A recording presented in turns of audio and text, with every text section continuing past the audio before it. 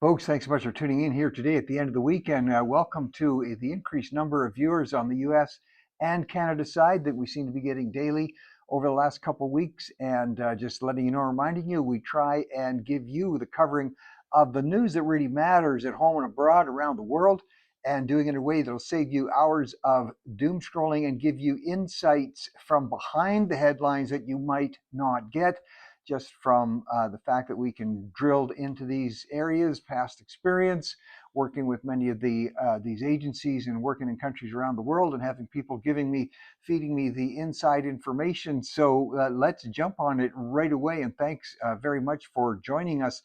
In a development in the Middle East relative to Iran, there's been a real coming together of a number of countries in the Middle East. This is a very significant development I want to talk about because you've got Qatar, you've got Bahrain, you've got Kuwait, Egypt, and they're all united in standing up against Iran and not liking the fact that Iran did an attack on the UAE, the United Arab Emirates.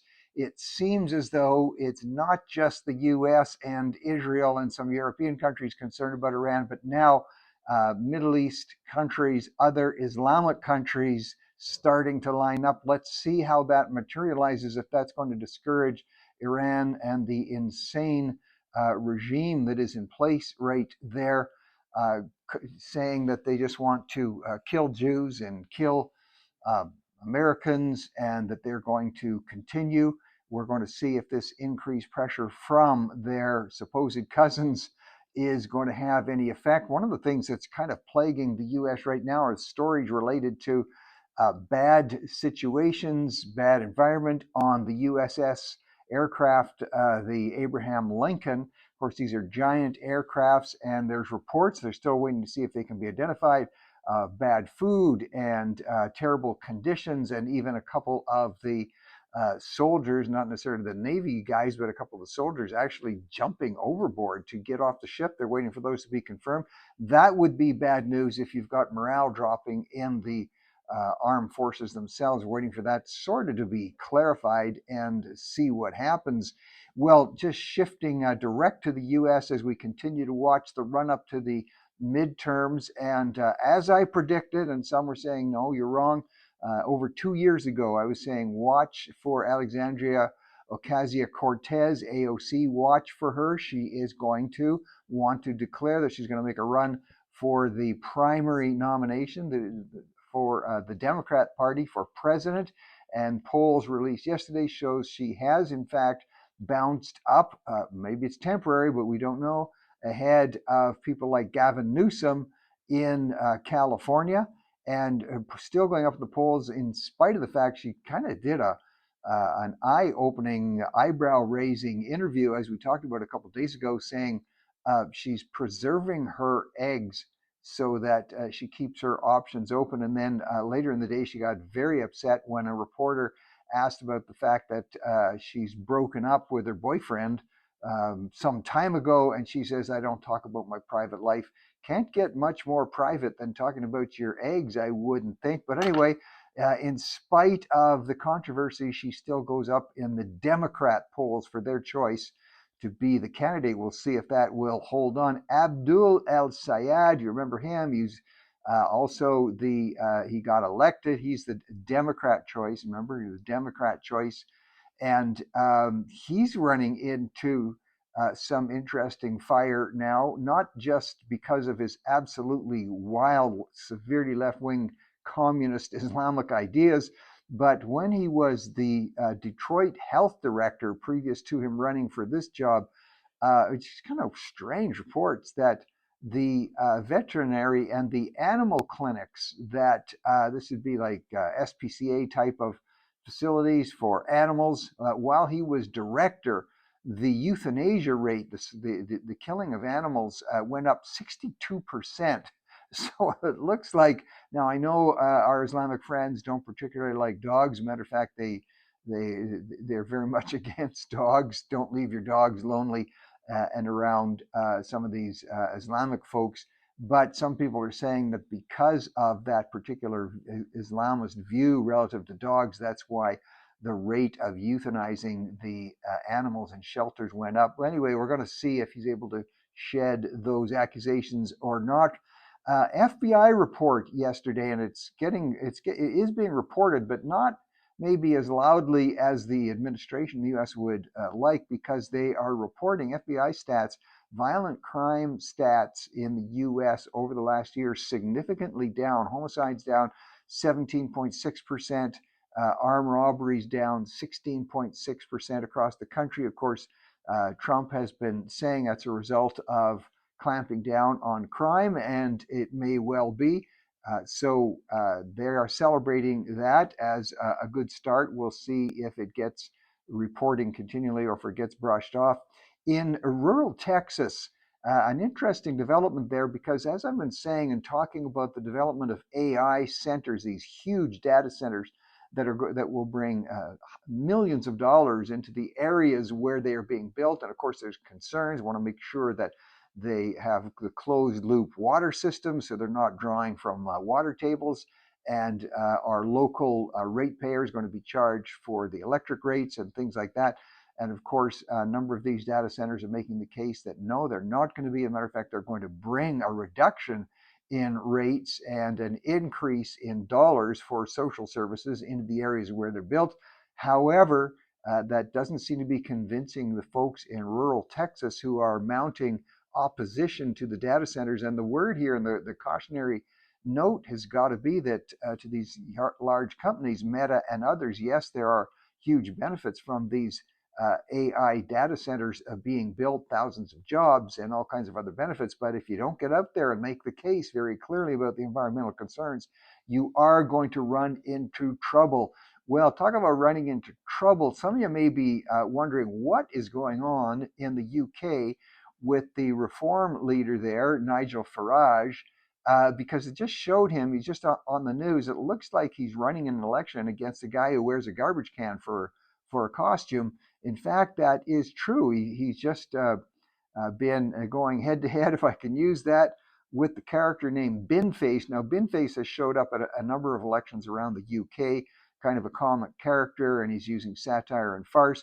But what happened was Nigel Farage was accused, rightly or wrongly, and I can't say on that. I'm just saying what the factor is, because I do like a lot of the policies of Reform UK, refreshing in some regard. But he was accused of taking some money from a foreign entity and against the election laws of the UK. Now, he said all along it was not wrong. He took those dollars. He said he didn't try to hide it when he was in a different position. Anyway, it was creating all kinds of fuss and problem for him. And the Labour Party saying he could never get elected now again because of these charges. In fact, what he did was he stepped down 2 months ago. He resigned his seat, and that forced a by-election, because what he was saying was, I want people in my constituency to have the opportunity to say whether they trust me or not. And so he actually forced a by-election to prove he could get reelected. Well, he did get reelected, but in kind of a comic twist, because others in other parties didn't think they'd be able to beat him. They didn't run against him. And the one prominent person running against him was this guy called Binface. And so there are these pictures of Binface, and Binface, has satirical, let's say, platforms to the Binface party, if you want to call it that. And things like he was going around in the by-election, and he's saying he will cut your taxes, but he himself, Binface, will cut your taxes, but raise everybody else's. Binface says he had another platform which says he will build affordable housing. He will build one affordable house, and he's going to nationalize Adele, make her a product of the government. So he's trying to use satire, gets things going. The problem for Nigel Farage, of course, then he couldn't really appear on the final night. He did win the by-election, but Binface was there also to be on stage, and it would look like he was running against this caricature. So he has accepted his victory, Nigel Farage, but he's staying away from Binface. So that gives you a little insight into, if you see the pictures of Nigel Farage running around with a garbage can, running around after him. I'll tell you who is not running around. but setting world records. Canada's own Summer's own Summer McIntosh, sorry folks, 19 years old. She's been a stellar, she's been a champion since about 14 years old. At the Pan Pacific Swim Games, she absolutely smashed the record, 400-meter medley, to be able to take 4 seconds off when many of these races are won by fractions of a second. She is phenomenal. Going to be a great attribute for Canada going into the Olympics. So good for Summer and her victory there. Not quite as good, and we're talking about women in sports. The WNBA, we've been reporting on this, the Women's Basketball Association, the huge controversy because they can't seem to get the gumption to take a stand and say biological men should not be able to compete, even though against women, and go into their shower rooms and locker rooms, even though the Olympic Committee has taken that position that biological men will not be allowed to compete against women. And so you've got these 2 retired NBA stars, big guys, huge and phenomenal players. Ennis Cantor Freedom is one guy's name, and Royce White. They continue to say that they will be applying for the draft into the women's league, and they say they are identifying as women, and nobody has the right to say no to them. So that's creating, again, ongoing controversy. They're not sure how, in fact, they're going to handle it, and we'll see how that rolls out. Well, in Canada, Dr. Daniel Rosenfeld, who's head of pediatric emergency at Toronto Sick Kids Hospital, he's really getting a campaign going about these e-scooters, these electric scooters that increasingly we're seeing zipping up and down our streets and sidewalks. And he is saying and producing stats from across the country that the injury level with kids who are riding these head injuries, all kinds of injuries, broken legs, broken arms, even some deaths. And he's saying something has got to be done. So let's watch and see if legislators jump on that and start to bring in guidelines or even legislation relative to the use of young people on the e-scooters. We'll see what that happens. My prediction is you will see in province by province legislation coming in on this. One of the areas that's really grabbing attention right now in Canada, talking about health concerns and health scares, similar to what's happening in the U.S. with former head of health issues regarding COVID, Anthony Fauci, in the U.S., and some terrible testimony that he was involved in there. We have some similar investigations going on in Canada, not quite to the same degree, but people are being held to account for things they did. And one of the doctors, one of the first doctors to testify, Dr. Charles Huff, just frightening stuff that he's talking about, where his concerns about injuries related to vaccination, how they were being applied, how people were forced to take them, how people were losing their jobs if they even dared to speak about it. This has been ongoing. And by the way, I am not anti-vax. I'm not taking a position, never have taken a position against all vaccinations, but many people are concerned with the fact that information about injury related associated to the vax was never allowed to come forward. Now we've got more and more healthcare workers saying they were told they would be fired if they were reporting some of these adverse events after people got the vax and got the shot. And to me, this is one of the largest tragedies of the whole COVID era. Was truth was not allowed to, or even people claiming to have truth was not allowed to be shared. And the government lockdowns, the loss of jobs, a lot of things that happened were frightful. That is now being exposed in Canada. We'll see where that goes as that investigation is just starting up. I've been criticizing the CBC, as I do regular. That's for those of you our American friends. That's the Canada's taxpayer-funded media organization, and I've been criticizing them for not talking about the fact on something I've been talking about and others have, that the majority of forest fires are not so-called climate change started. They, in fact, the majority are human started, and a big percentage of that is arson.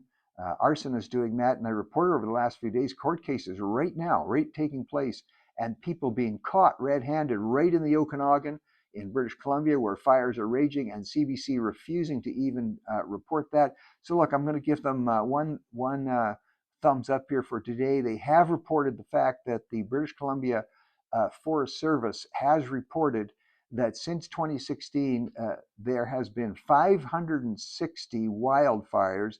They're calling them either suspicious or arson. 560 wildfires. That's enough to burn down any province. So anyway, that underlines a concern I've been raising. CBC's been ignoring, but they're starting to talk about it, so I appreciate that. Mike Getz is the mayor of Merritt, British Columbia. It used to be in the area in which I was responsible for as a member of parliament. He's asking for help from Ottawa because the British Columbia government, NDP, and for our U.S. friends, that's the socialist government provincially, has been shutting down emergency services across the province.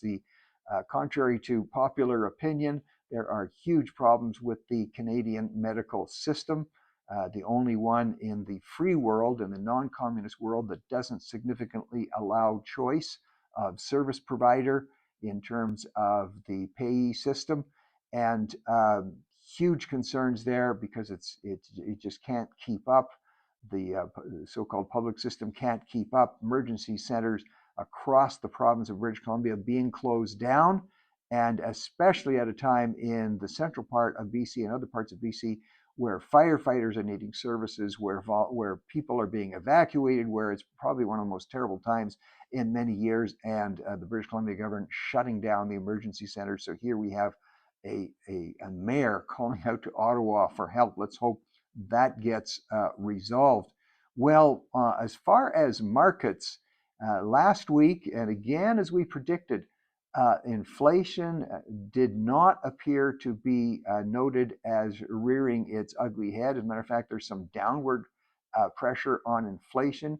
And so the Federal Reserve did not crank up the interest rates as some were fearing, sending a signal that it looks like inflation is somewhat cooling in the US. And because of rates not going up, that really gave a boost in markets.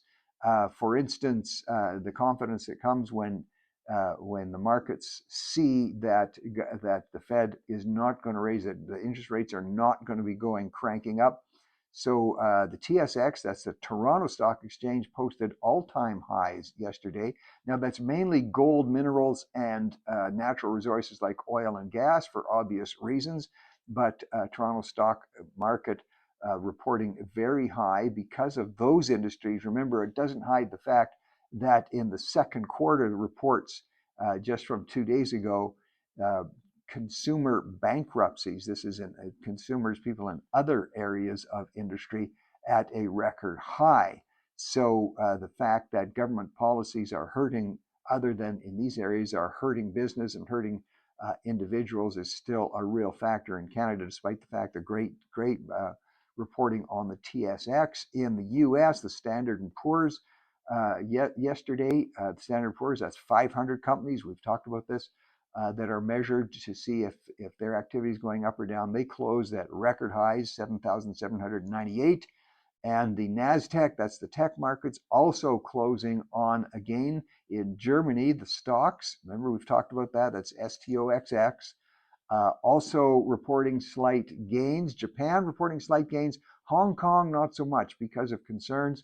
The economy in China is facing headwinds, and that affects Hong Kong, so markets there a little bit down. And Bloomberg's got an interesting story today talking about, because of AI, the thousands, if not the thousands of people who work, young people who work as interns in huge financial companies, etc. The concern has been with AI that they would be laid off by the thousands. It's a different shift that's been taking place. One company by the name of All Terrain, which advises companies across the board on business-related items, they are finding that their interns, who used to have to spend hours and hours, and their job was, putting together spreadsheets and putting together presentations for customers and all of that, they are free from doing that because AI can do it so effectively. And they now have the ability, as young people with fresh ideas, to come up with innovative ways to appeal to customers, to look at customer needs, and to skip a lot of the more mundane things that interns usually do, and get right into the production end. And that's been a significant shift there. So All Terrain reporting on that. Another company called Rogo, which was started in 2021, that was started by young interns from JP Morgan and Lazera, some big companies there.